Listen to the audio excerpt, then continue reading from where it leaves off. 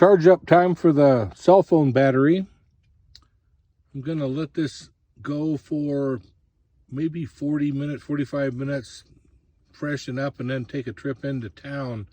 By then I'll have some time in on my computer and I can check out how the charge time is on that. And then I'll know what kind of voltage loss I'm getting on the battery.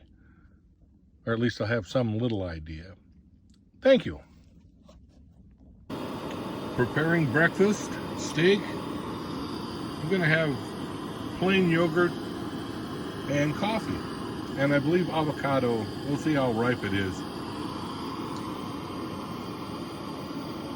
Starting out the day, it's a little more work than I wanted to do, but it's all right. It's not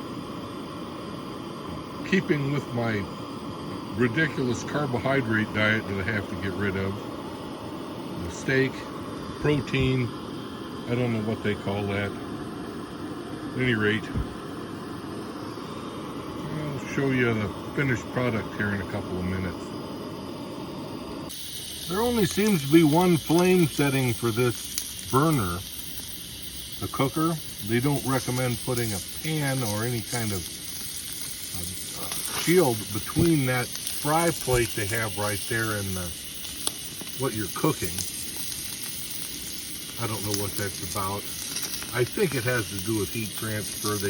You get better results if you fry your meat on that little plane they have there on the grill. I imagine you could get something off, grilled hot dog or something off to the sides and the slats.